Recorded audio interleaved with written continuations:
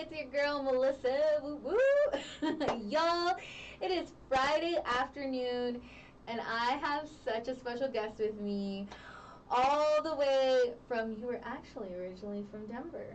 That's true. From Denver, y'all. So we got a native. I'm going to call you a native because you are originally from Denver. So, a native with us today.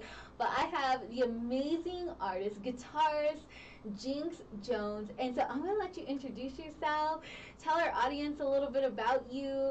I'm going to let you take over. Oh my goodness, the pressure's on. All right, well, I want to say hello to all my friends here in the Denver area and on the web, listening wherever you may be. And that's right, Melissa, I am originally from Denver. I consider Denver my hometown. I live in San Francisco now, but anyway, I'm back in Denver, actually here to play a show. So Yes. It's good to be back home. Yes, so we're excited. Let's talk about your show just a little bit, and then we'll get back around to it. But tell us a little bit about your show since you mentioned it. It's going to be here this weekend. Where at? Okay, well, I love shameless self-promotion, and Yes. you're going to get a big dose of it right now. So, yes, I'm playing a show at the Oriental Theater in Denver on Sunday, July 18th. And I'm really excited because I'm actually playing with some of my favorite musicians, and it's a really cool opportunity to kind of revisit many of the kind of musical milestones that I've experienced in my life. So really looking forward to it. I see a lot of familiar faces there and new faces too. So, and I'll give away a secret. So we also have kind of a convening of some family here in Denver this time. So it's very special. Yes, nice. So it's always amazing when, especially when you have family and friends come out and support you. Like, I don't care what anyone says. Like, you could have as many fans in the world, but when your family and friends there, it's just something so special about it that it just makes like that part just one of those great moments that just always stick with you forever. So love it. And so tell us, because there's a lot of people that I know that don't know about you. And so I have another job. We don't disclose where I work. We keep that secret. Okay. But, they always ask, like, what guests do you have coming on? And, I told them this week, I have Jinx Jones coming on. They were all checking you out. Love your music. They were like, oh, this is who is coming on. Oh, my gosh, he's so amazing. And so for our new audience that doesn't happen to know you, how did you get started? Where did it all begin? Well, it began right here in Denver, as a matter of fact, and I was very fortunate to have the opportunity. I'm not a schooled musician, so I never, took music lessons. I never went to music school, but I really loved music. Yeah. And when I was a kid growing up, and this is a few years ago, being an electric guitar player, that was like the coolest thing you could be. That was better than being an astronaut. So I really wanted to do this, and I played in bands in like junior high school, middle school, and high school. And then after high school, I went out, and there were agencies here that booked us on tours. So I kind of learned on the job, and but I really got started. There was a point where I could say I'm now a professional musician because I'm earning my living playing music, and. But what really taught me was all the wonderful musicians that I got to encounter during my very developmental years and my teenage years and early 20s right here in Denver. And I think I've always felt I kind of have an advantage when I go, I live in San Francisco now, and I've toured in Europe and all over the United States. And I feel I have an advantage from coming from Colorado because you had to be very good at a lot of styles of music to make a living when I was a kid, and that was a very good experience. So it gave me a broad vocabulary of music as a background. Yes, and so out of all like the teachers and the musical people that taught you, what are some of the things that stick out to you most that like just have always stuck with you that just still stick with you as being a musician? Wow, that's a great question. There's so many things, and I have to say, it's important to continue learning throughout your entire life. So there'll never be a point where I say, I know all there is to know about playing music or about engaging with an audience or all of this stuff. But I just learned so many things about like the being able to speak in the language of music, to have a conversation with other musicians through your musical instrument, to not only do that, but to make it enjoyable for an audience because they count too. You know, that's a big deal. Um, and you know, how to entertain people, how to maybe take something someone has not heard before and make them like it.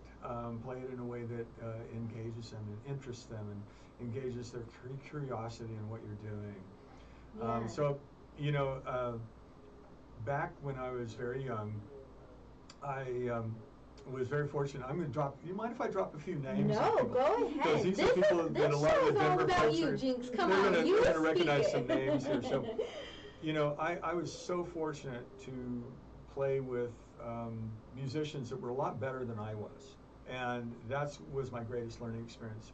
So musicians like Reggie Carter, Steve Wilburn, Carl Carolay Jr., Mark DeGeorge, Arlen Felsen, Isaac Points, Steve Bass. There's a lot more that I'm not naming. Roger Williams. A lot of these people I played with, they were very good in styles that I was just learning. Especially when I got into playing soul music, R&B, at the time funk. You know, this was kind of the dawn of the disco era, which was that was a good place to be. But we used to play at a nightclub in Denver. It was on 40th and York called Smitty's Playroom and Lounge. Smitty's Playroom Lounge. And all of you know, the thing that's really cool, these people are still lifelong friends of mine to this very day. And that really says a lot to their character. But we always joke about going to the University of Smitty's Playroom because this was a nightclub.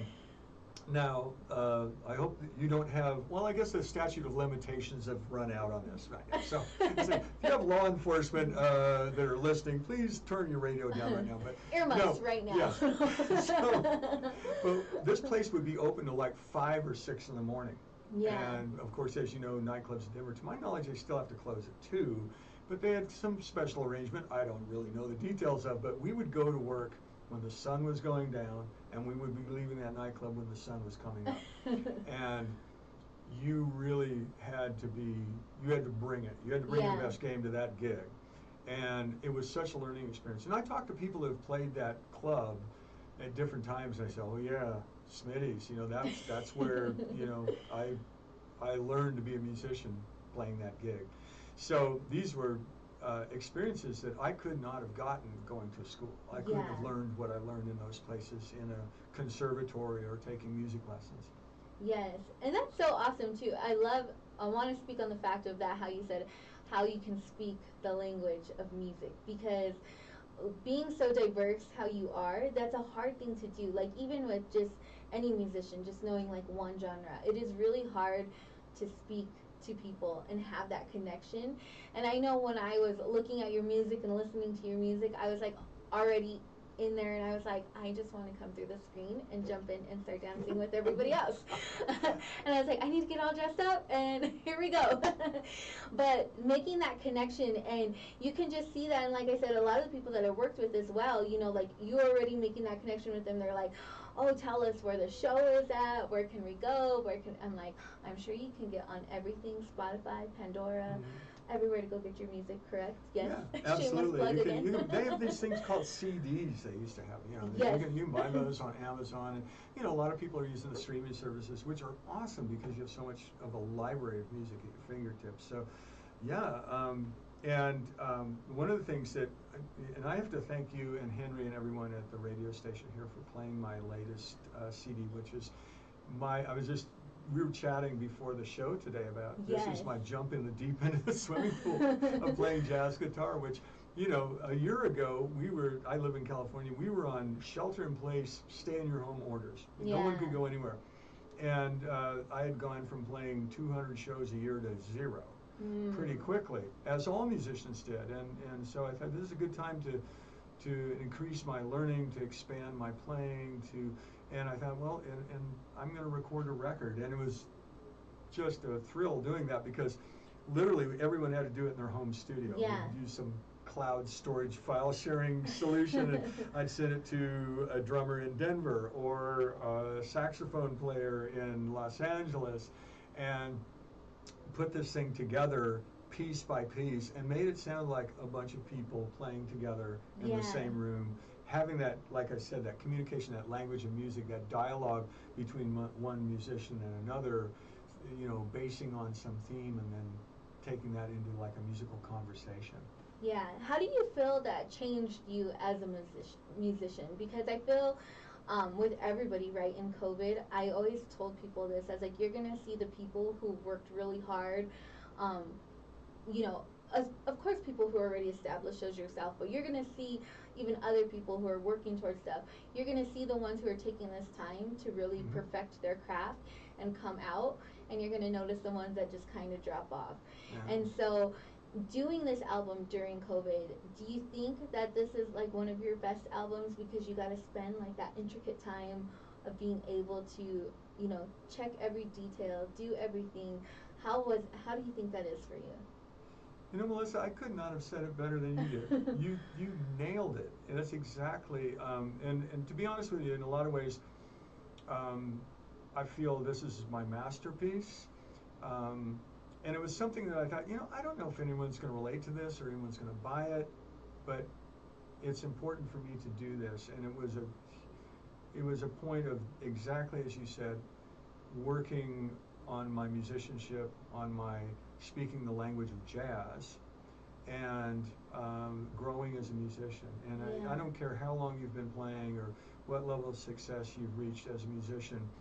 Any musician will tell you there's not enough time in your lifetime to learn it all. You're always trying to get better. You're always trying to improve and translate those thoughts and your imagination into music. Yeah, yeah, and it's so true because, you know, in any craft that you're doing, you always want it to portray the best of you, Mm-hmm. and not. And I think that's when the best comes out, though. Like I listened to, so his new and latest album is called Blue Gardenia. So tell us where that came from, because before we even get there, you have to go check it out because everything on it. And you know, I played one of the songs. I had one of your songs on my page, and everyone's just like in love with it. Your skill on the guitar is so amazing. I'm like, I don't even know how he moves his fingers that fast because mine just get stuck. That's why I had to learn the ukulele and not the guitar because my hands just can't do it.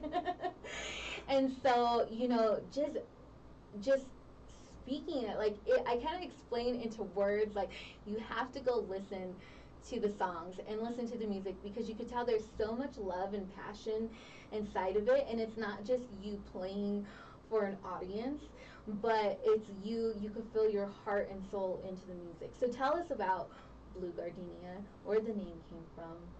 Tell us a little bit more about your project. Well, first of all, I have to thank you for that very colorful description you just gave, because that's magic. I wish I could have written that on the liner notes of the record.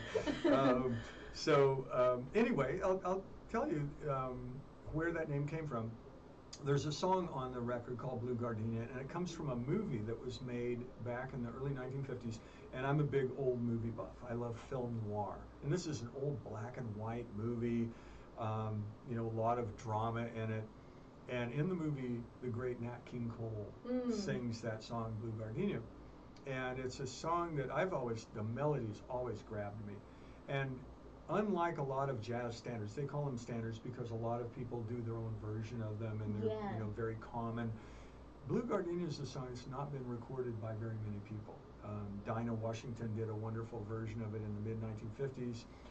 Lee Morgan, the great trumpet player, did a version of it, but no one's ever really done like a guitar version of it or anything even remotely like the version on this record.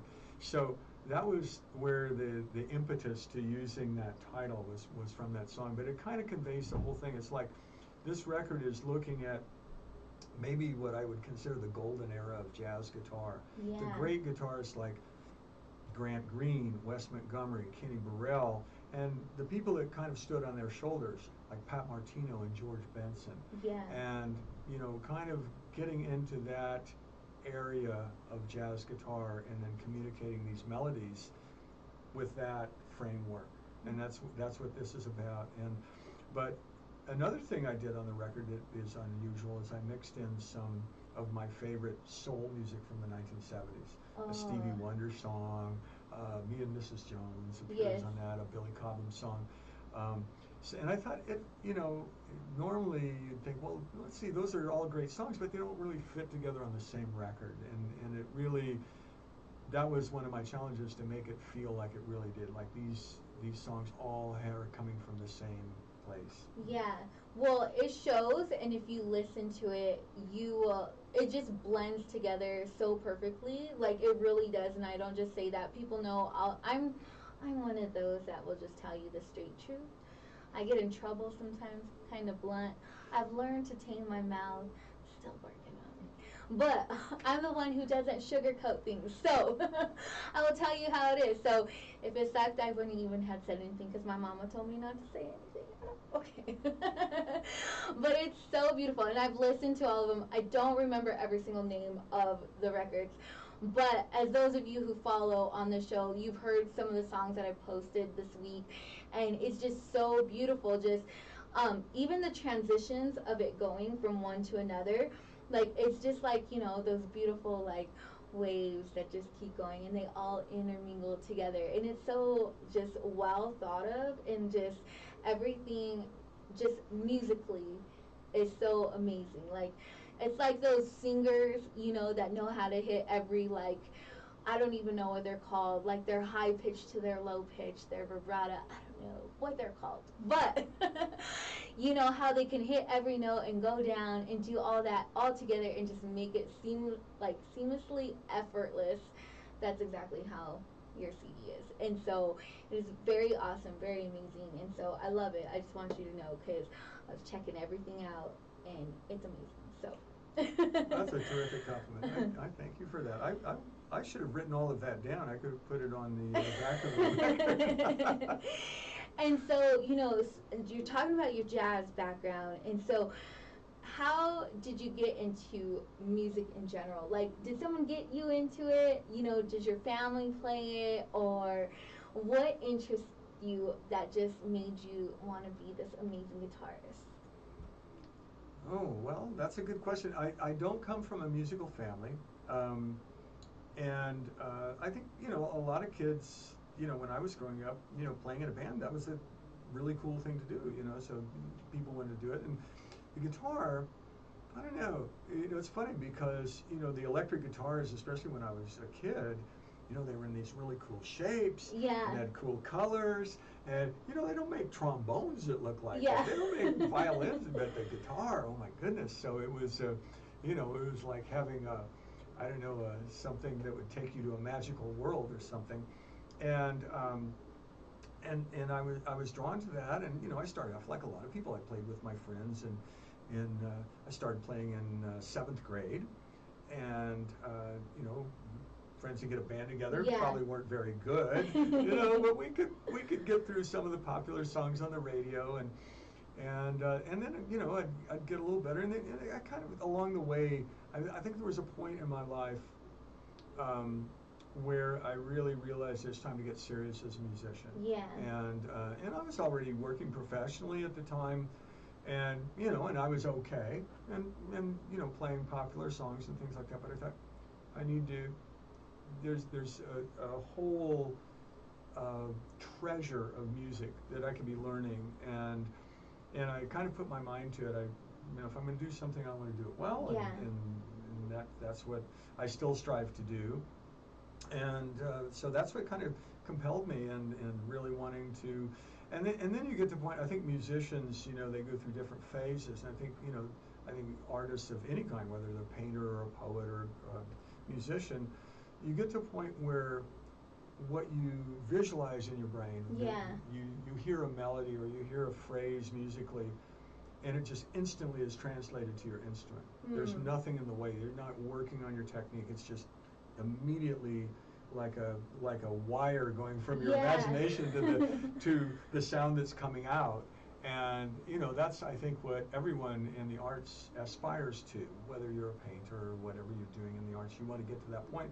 And then once you get to that point, your personality comes out. It's you. You can't run away from being yourself. Your personality comes out, and that's why a lot of people say, "Well, do you think so and so is better than so and so?" And I think, well, you're kind of missing the point, in that this isn't like a track meet where someone runs faster than the other person. Yeah. This is something where you're seeing someone's personality, and you have artists that you like, and that's because you're liking the personality that comes out through their music. Yeah. And another person may have someone else that they like, and that's the same kind of thing. So I think that's what a musician or artist of any kind aspires to get that point where there's nothing in the way. It's just, this is you, this is your imagination, and it's coming out. Yeah, and I love that because you said it's uniquely you, right? And so I believe as a creative, person who, whether you're in the arts, music, entrepreneur, those creatives, the ones that have like the mind, when you're able to interpret that and let it come out as you, like that's even 10 times better. Mm-hmm. And so getting to that point, what got you to that turning point where you're like, okay, I'm going to really let my creative side come out and I'm going to take this seriously? And, not that you didn't take it seriously. I'm not putting words into your mouth. But, that turning point for you where you're like, all right, this is it. Well, I think in a lot of ways it's something that happens over time, and you don't notice when it's happened necessarily. But I think there was a turning point, and I'll share a story with you. Now, this goes back years and years ago, and I was very, very young at the time. But I was in a popular band locally. Like I said, it's a rock band, playing nightclub gigs and stuff like that. And, anyway, I was playing a gig at the old Lowry Air Force Base. Oh, I mean, that's okay. probably before your time. They had a big Air Force Base at the Lowry Air Force Base. And they had an airmen's club there where, local bands would get hired, and, all of the Air Force personnel that are stationed there, they didn't get out as much, so having a live band on the base, that was a big deal. So you had an enthusiastic audience. So I'm playing this gig at the Air Force Base. And there was a guy that I had not really met before, but I knew of him. And he was a singer named Steve Wilson. His professional name is Steve's son. So if he's listening, I hope I know and embarrass him. But anyway, I'd seen him perform, and, I had respect for him. He was a terrific front man, lead singer. And he was at this show, And so I walk off stage, and, I shake his hand. He looks at me kind of like this. He goes, "Have you ever really listened to Jeff Beck?" Now, Jeff Beck's an English virtuoso guitar player that I admire greatly. So anyways, "Have you ever listened to Jeff Beck?" And I'm thinking, yeah. He goes, "No. Have you listened to Jeff Beck?" And that, when he said that, and he wasn't being a wise guy or anything like that, but I think he sensed that, what I was doing was I was on the verge of some breakthrough into something new. And I remember that to this very day. And he and I are dear friends, by the way, lifelong friends. That was the first time I met him when he said that. But it caused me to think, what am I doing? Am I just up there kind of standing with my guitar, in my fancy rock and roll outfit, looking cool? Or am I really a serious musician? And that was a turning point. And that was when, and then, like I said earlier about, playing at places like Smitty's Playroom. Back in the day, I would go do that gig, and I'm talking about 9 at night till 5 in the morning. I don't know how you do it. 5 in the morning. And you know what I would do? I would come home and practice. Oh my goodness. Because I'm playing this very long gig, and I'm like, I almost got this one thing. I want to work it out. Or I could have inverted this way, and I want to work it out. So I'd come home with all these ideas I needed to sit home and practice and work on. So over time, over years and years, and I mean, that hasn't stopped. Still to this day, I do the same thing. But over time, I don't know when it happened, but at one point, it's just like all of the technique of playing the instrument was no longer in the way. And it was just whatever I would imagine, it would come out, and that's what you would hear. That's so amazing. And so, I just love it because I'm like just in awe because I love artists and I love creatives. Like, I do photography, so I get that aspect of like just knowing like, oh, like you finally just got it and you're like, it just comes out, right? Yeah. And so, you got to travel a lot. You talked about around the world, around the state. So what are some of your favorite gigs that you've done? What are some of the favorite places you've been to? Oh gosh, there's a lot of them. I was just talking to a friend of mine about the last time I played in London, how wild that was. But one of the things I've done that has been, I'm really glad I did, is I would be booked to go play a European show, mostly Scandinavian, and I would arrange to play with musicians from there. And I played in Finland a lot. I was on a Finnish record label for a while, and I played in Finland a lot. And it's funny because in Europe, they take American music very seriously. It's like they study it in the way you would study classical music in a conservatory. Oh, okay. And they're very knowledgeable about it. Yeah. And, you know, I remember the first time I was going over to Finland, and I was going to play with musicians I had never met before, who were from a different country, a different culture. And I talked to a friend of mine in San Francisco who has done this before. And I said, "You have any advice for me? I'm going to go play with these musicians from another country." He said, "Yeah. Go get your CD and relearn all your songs, because they will have it down. They will know your stuff front and back." And that advice was very good. Yeah. And so some of the most fun I've had is traveling to different parts of the world and playing with musicians and traveling around with people from in their home country. But, you know, seeing it in a way I'd never see as a tourist. Yeah. But some of the shows in big festivals in Europe that I played, and, you know, and I have to say, you know, I live in the San Francisco Bay Area, and it's a wonderful place to play music. It really is. They have a thriving, like, nightclub scene. And we were just talking, because you're going to be visiting. Shout out to the you're Bay. going to be visiting our excited. little humble city by the bay there soon. But there's an area of town called North Beach, and it's a very bohemian. It's the place where Herb Caen, the famous writer from the San Francisco Chronicle, first used the word beatnik back in the 1950s. So in this neighborhood has not changed that much since then. Thriving nightclub scene, very artistic. And so that's wonderful to play there. I really love, like, at this time of year, San Francisco has these big street festivals, big outdoor concerts, amphitheaters, things like that. So those are fun. But, you know, to me, a lot of times it won't be like this ginormous concert. I remember one time I played at Mile High Stadium, the old Mile High Stadium. Yes, the actual Mile High. Yeah, I think they've got a new one that says, used to be Mile High. But I remember playing there on Father's Day one year, and I played with Chuck Berry for many years, and, you know, I was playing with Chuck Berry, and it was Chuck Berry and Jimmy Buffett, and it was big, you know, huge turnout. I don't know how many tens of thousands of people in the audience. But it's not necessarily the audience that was the largest venue or the largest stadium or something like that.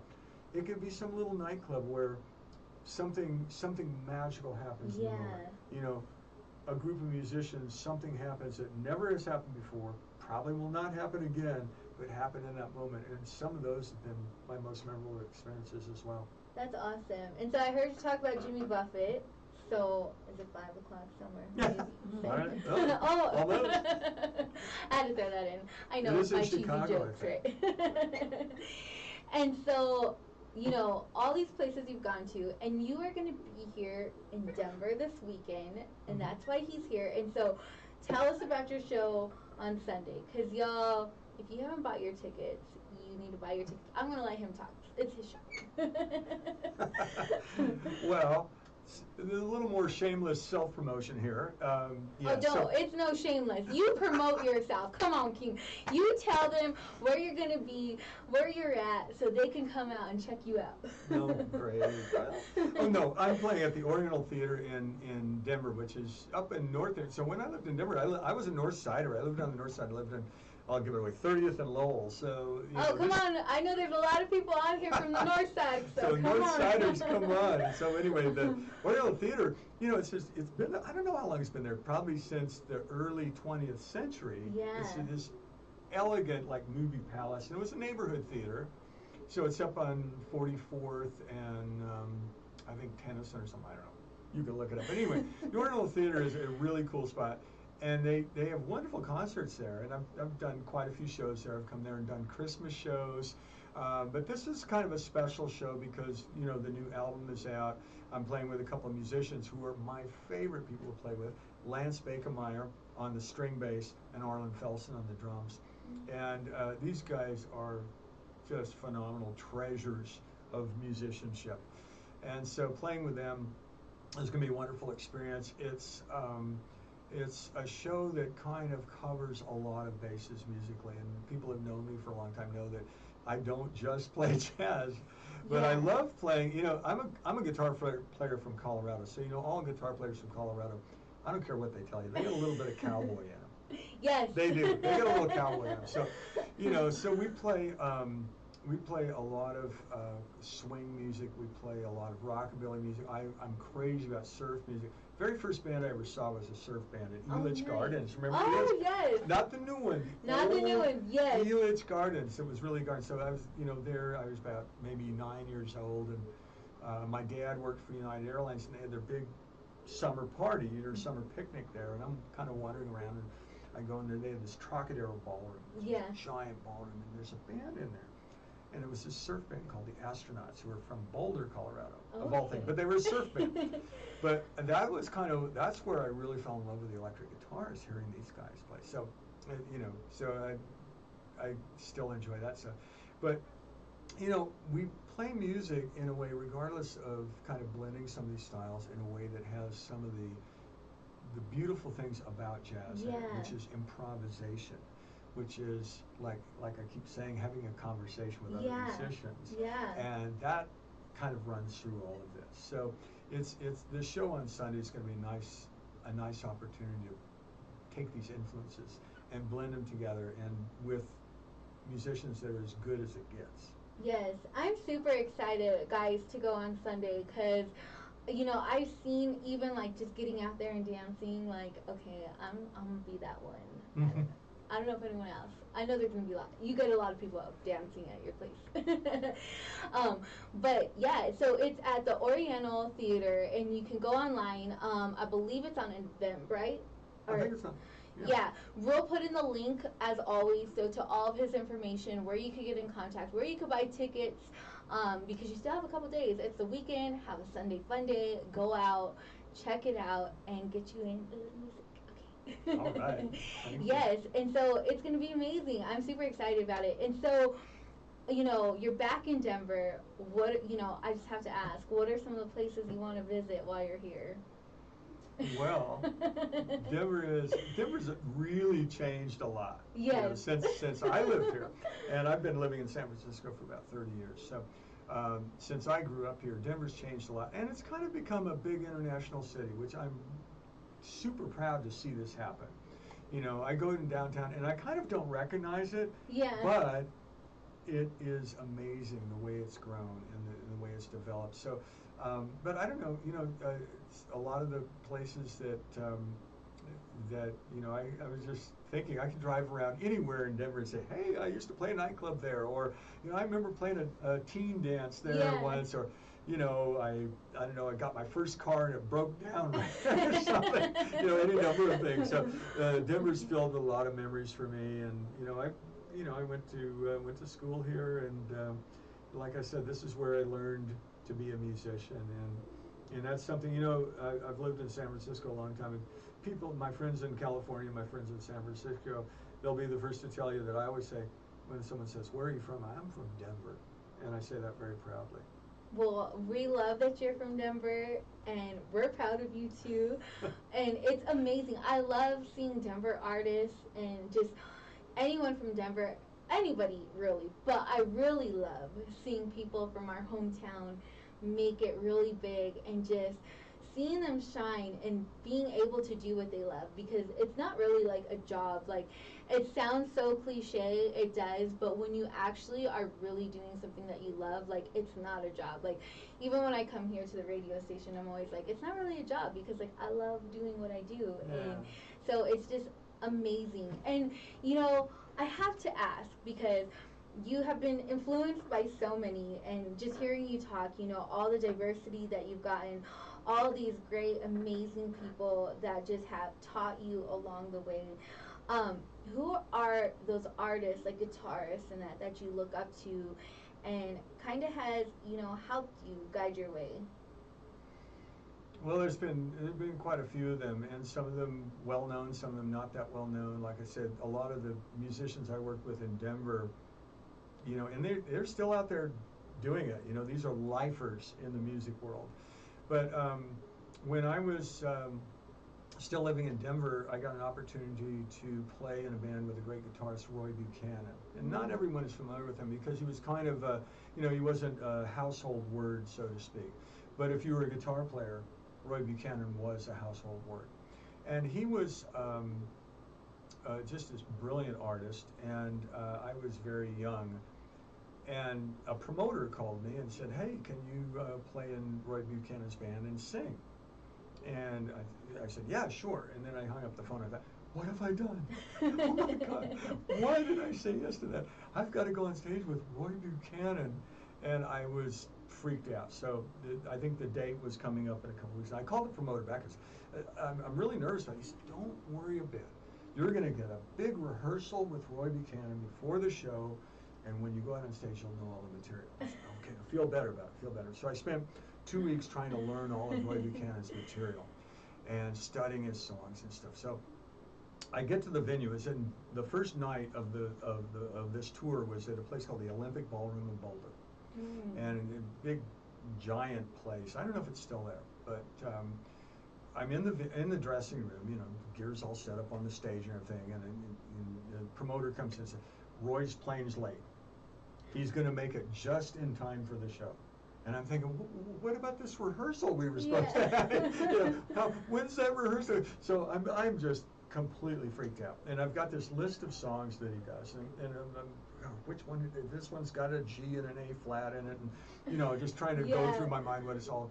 So anyway, it's right. You know, the audience is already in this theater, and they're all in their seats. You can hear them out there. I'm in the dressing room, and in the back door, here comes Roy Buchanan with the promoter, and it's like 5 minutes before I have to go on. And he's got his guitar in his hand. He doesn't have a case, just his guitar in his hand. And he's, you know, like, "Hey, how you doing?" and everything. And you know, and I'm, you know, this young kid, and I go, "Excuse me, Mr. Buchanan. Excuse me. Which of these songs are we going to play tonight?" And he knew, he could tell how nervous I was. And he put his hand on my shoulder, and he said, "You know, we're just going to go out there, and we're going to play music, and the people will enjoy it." And he had this very calm demeanor, and I mean, my anxiety level just went completely down, and I just felt very calm. And that's exactly what we did. We went out on the stage, and you know, I had my ears open, so and we did. And I played a lot of shows with Roy Buchanan. He was a very generous, giving person, the most talented person I'd ever, especially with big names that I've met, and he was very supportive and very encouraging. And you know, I'd be playing his. He was a star. I'm just this guy playing guitar behind him, but he'd give me a bunch of solos and feature me all through his show, and it was just very kind. And you know, it's funny because I would stand as close as I am to you and watch him on stage every night, and to this day I'm still kind of unpacking that. I think he did this one thing. How do you do that? And I realized how much he had influenced me.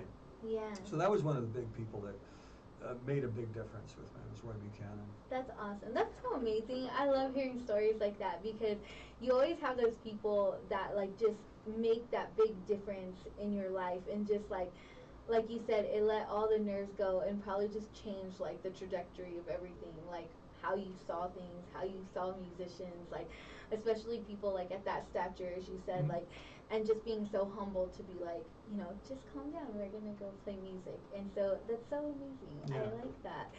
And okay, so for our music people out there, you know, a couple of people are like, they've seen your status, they've seen your bio, and so talk about your little, you know, guitar stuff on In Vogue that you did. Oh, okay. Yeah, That's kind of a funny story. Yeah. So actually, you know, well, when I moved to the San Francisco Bay Area from Colorado,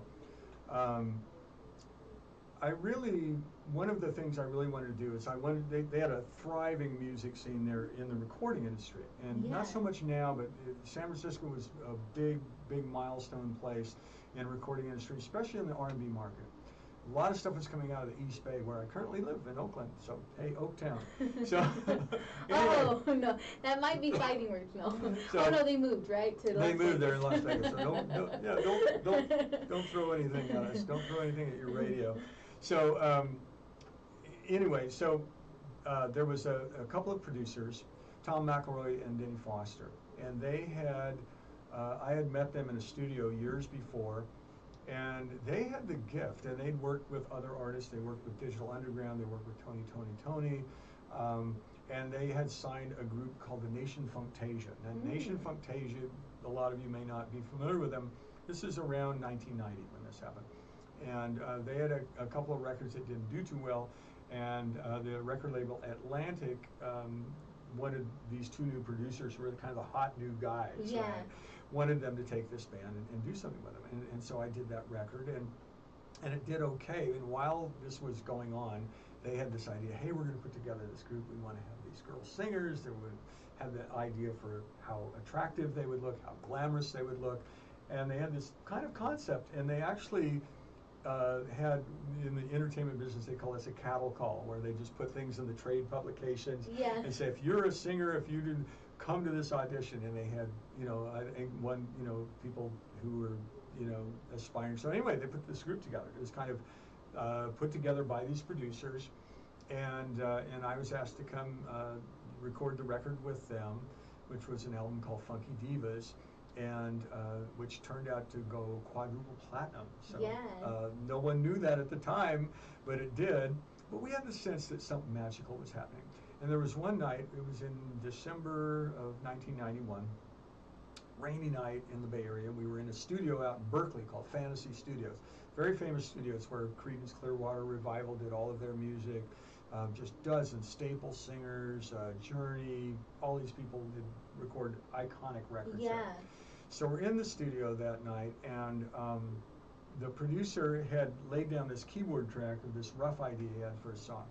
And he said, well, we really want to show the diversity of In Vogue, that they can do different things. They can do hip hop, they can do soul, and we want to have them do a rock song.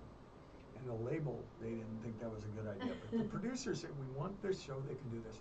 So I said, well, Jinx, you know about rock. How can we make this rock song? I said, well, let's say they probably need electric bass, and played with a pick, and just, I said all these attributes of what a rock song would be. So they kind of left me and this engineer alone in the studio, late at night, and we started laying tracks down for this song that became Free Your Mind. And so, I played the bass part. I played pretty much everything on there except the drums. And it was funny because they had just kind of a sketch of what the lyrics would be. And when I recorded all the music for that song, the lyrics changed from when I was in the studio and when you heard the final version of it. So, so anyway, that was kind of a big surprise, because actually once it was recorded, and it sounded terrific, it's their biggest hit, I think. But at the time, the label was very hesitant about releasing this song. It's too rock. We're going to alienate our audience, our core audience, if we put this out. I don't know if that's going to work out. But in the end, they relented, and they did put it on the record, and it was just a terrific hit for them. It really, and since then it's been recorded by other people, and I listen to that record to this day. I'm very proud of the work on there. But it's kind of an interesting story how that all came to be, and it's just kind of, I think a lot of popular records that are some of your favorites, or some of the people listening, your favorites, how they may have started with just some ideas with some people in the studio putting something together. And even, some of these great pieces, when you're recording, you're kind of unsure, I don't know if people will like this. I don't know if it's any good. But this is one that turned out that people did like quite a bit. Yeah, one thing I love that you said though is that they let you and the engineer just be in there, and I love it because then it's they let you guys be your creative self and just put it together, and then you got this big hit out of it, and it's awesome. And it was, and it was.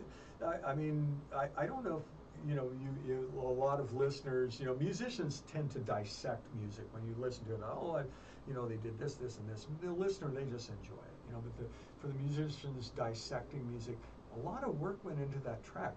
All of those guitar parts were played identically 3 and 4 times, like a certain lick would be. It sounds like it's just one instrument playing, but it's actually played on 3 different instruments on 3 different tracks, but it's identical. So a lot of that kind of craftsmanship went into creation of that song. Yeah, and I love that you said that because it's so, people think that things just happen like all the time, like, right? We live in this instant gratification world, but people really don't see like all the behind the scenes Yeah. that it takes to get there. Like, not just with artists that sing, but even like the musicians. Like, it's so intricate, like putting in each one of those, like you said, into each track and then combining it together to make it sound one as a whole. Like, that's a lot of work.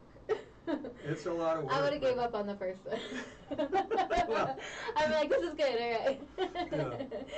And so, there's a lot of musicians. There's actually a lot of musicians on here right now that I know of, and just singers, stuff like that. And so what would you say to those that are learning or upcoming, or, that play the guitar, whatever it might be in the musician world? What type of advice would you give them that would stick with them and impact them, that maybe, somebody's given you advice and it's stuck with you? Well, I think, it's really important to find the things that you really love about it, because it's a cruel business. It really is. I mean, there's I'm not going to kid around, and those who are musicians who are listening, I mean, they'll know exactly what I'm talking about. I mean, if you're someone who gets your feelings hurt easily, this is not the career for you, probably. I'm sure that to the audience out there, it looks like it's all fans clapping and screaming for you and everything like that, but it's not that at all. There's it's tough. It is really tough, and it's a tough business. And those who are musicians out there know this. A lot of times you may have just been evicted from your apartment, or you broke up with your girlfriend, or your cat ran away, or any number of things, and you know what, you've got to go on and make it look like you're having a good time, because these people paid money to come see you play. So it kind of makes you strong, and I don't know, I think it builds a lot of character. A lot of my closest friends are musicians because we share this journey, and it builds a lot of character. The show has to go on no matter what. You don't call in sick. You don't come in and just do half an effort. You've got to bring it every time you step on that stage. It's a big deal. It is a big deal. And, just as far as like, perfecting your craft and learning your instrument, it's a lifelong journey. You're and the musicians out there, they know exactly what I'm talking about. You're not going to spend 2 or 3 years and master it like you would. I'm going to learn to do Adobe Photoshop or something like that. Well, you can learn that pretty well in a few tries, but this is something you're in for the long haul, and you're going to be keeping in the state of becoming rather than a state of being. You're always in the state of becoming as a musician. You're always becoming better. You're growing. You're expanding your horizons and your imagination. And excuse me. So, but to a lot of people listening, it's important to really listen to what people doing in other styles, on other instruments that you don't play, to really find the magic in what other people are doing. Like, I listen to a lot of country music. Well, I'm a guitar player from Colorado. I got a little cowboy in me, right? But but seriously, you listen to some of those hot session players out in Nashville, the A-listers out in Nashville. These people are as good as it comes. So, even if you're into jazz, I think it's a mistake to ignore other styles of music, or, vice versa. If you're into country, it's a mistake to ignore what's going on in R&B or jazz or rock or any other style. But one thing I'll say, and, I love this station because you guys do play a lot of jazz here. Yeah. And for musicians out there, I don't care if you hate jazz. Learning to play jazz will make you better at what you do. Even if you don't want to play jazz, it will expand your vocabulary. It will expand your sense of chord voicing, melody, improvisation. So it's very powerful, and there's a lot of people that came way before us who explored this, but it's not something that everything's been discovered. Yeah. There's still new horizons there. Yeah, and I like how you say that. It's not just about like one genre and doing that. And I think sometimes like even just in life, you get stuck in that like one thing, like that there's not anything outside of there. So being able to, you know, check out everything else, all the other music, all the other things, you're being able to take from every single part of it. But the great thing as a creative is that you make it your own. Yeah. And then that's where you come in. That is absolutely true. You know, one of the people that influenced me a lot. He was a singer, just a phenomenal singer who's not around anymore, named Roland Miles. And there's so many things he told me. One thing he told me that's really important. He says, "You cannot demand respect. You must command respect." And I thought about that. That has so many meanings. I still think of that to this day. But he also said, you know, as a musician, you go through there are 3 stages. You start off as a copyist. You're copying, you know, whatever instrument you play. I play guitar, so I'll use guitar as an example. You copy your favorite guitar players. You learn, you know, a song that they recorded, or you learn a particular solo or a lick or something like that on guitar. And then you get to the point where you're a journeyman. That's the second stage.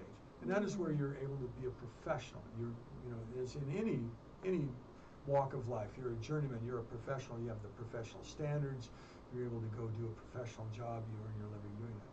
And then the third is the artisan. And that is where, you know, like I've been talking about today, where you get to the point where your imagination can create. And you're not doing something somebody else said. You're doing exactly as you said, Melissa. You're making it your own. Yeah. Your own personality comes out in the music. And that's, you know, that's what we all strive for. And, you know, musicians, I think, will connect with that different stage. We all start off, you know, I was influenced by so-and-so, and it made me want to be a musician playing the guitar or the saxophone or the piano or whatever instrument it may be.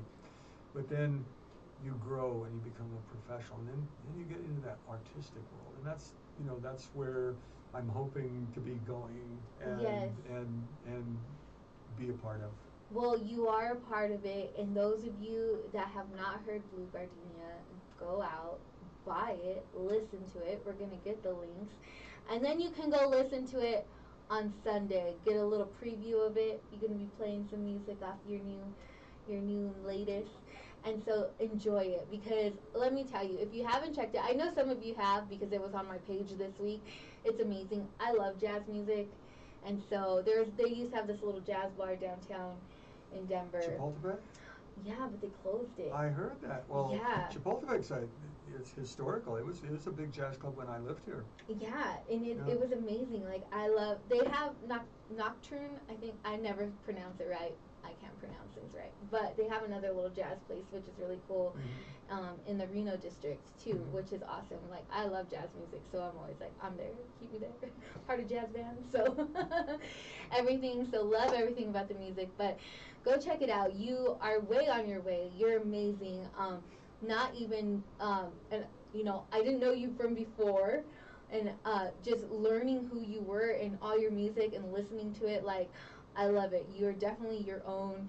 You're definitely creative, especially the music that I heard over this week and just listening to it. Like, there's nothing like it. And I love when you get that authentic music and that authentic self, because like you said, it's not the copying, it's being your own version of you. And that's exactly what your music is. And so I love it.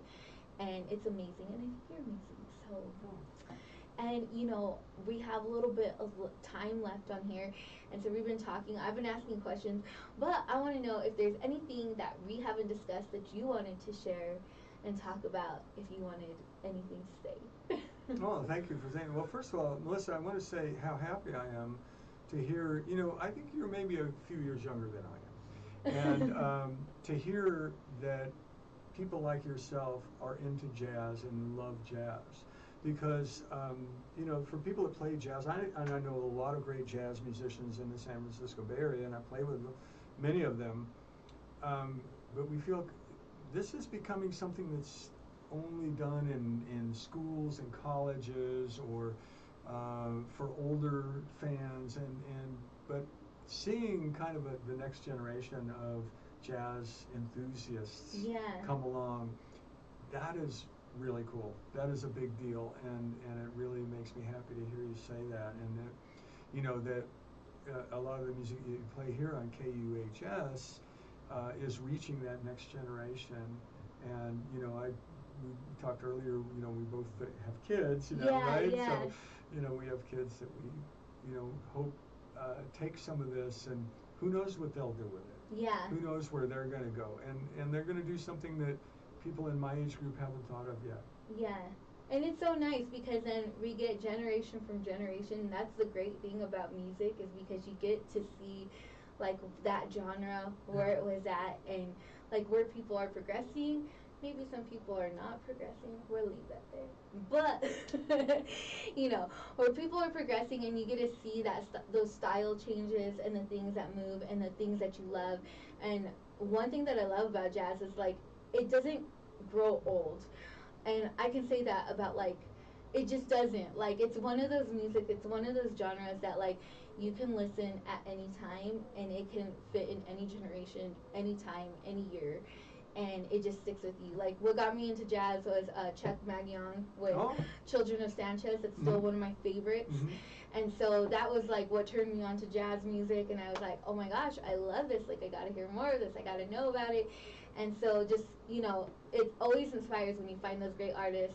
And, you know, again, I don't just say it to say it, but I love your album and the Blue Gardenia, and just being able to go in and listen to all your stuff. Like it was amazing. And so very awesome. One of those things that's going to just stick with time as well. I'm going to find the song that I posted because I just can't remember, but that song is like one of those Children of Sanchez songs that's just going to stick with me and stay with me, because it's just that beautiful that, you know, like it's never going to, you know, outgrow any genre, anything, and it's awesome. So I just want to thank you so much for coming on here today and, you know, giving us the opportunity to interview you and welcome you back to Denver. Come on, people. Melissa, thank you so much. You've been wonderful to chat with today. And, you know, I kind of even forgot we were on the air because we're just having a conversation. Yeah. And, you know, that's when it's really good, when you just kind of forget all about there's microphones and the cameras and the lights and everything, and you just, hey, we're just chatting away and having a good time. So I want to thank you again for inviting me on, and thank you so much for mentioning the show we're doing Sunday. Yes, so go get your ticket. Yeah, go get your tickets now, because I think it'll sell out. But if you get one right now, it won't for you. And but thank you again, and for you know, not just myself, but I know this station supports a lot of the great artists in Denver. You know, I tuned in, and my dear friend Steve Wilburn was on the air. Yeah. And I hear some of the people that I've known for many years, and there is a lot of talent here. I mean, there really is. So for those of you out there who don't do this, go check out some of your local treasures that you have here in Denver and in Colorado. I mean, there's great music here. Yes, and so get out and you'll be able to find this great music on Sunday at the Oriental Theater. So go get your tickets. We're going to be putting that link in there. For those of you that are on the airwaves, you can go check out KUHSdenver.com or Ignite with Melissa, and we'll have all those links posted for you so that if you are out here in the Denver area, you can get connected, get some tickets, go out and check this great man and his musical talent. And, you know, again, just thank you for being here today. And thank you for our listeners who are always tuning in and supporting us. And, you know, whether you're at work, have us on low volume, or those, you know, just taking time out of your day to get on the airwaves and listen to us. We just thank you so much from the bottom of our heart. And before we leave today, I just want to remind you, if no one has told you today, that you have purpose, you are loved, and you belong. So, Jinx, your boy Jinx, come on, Denver native. Signing out, and your girl Melissa here, signing out on KUHS Denver, the stream. Love, peace, and God bless y'all.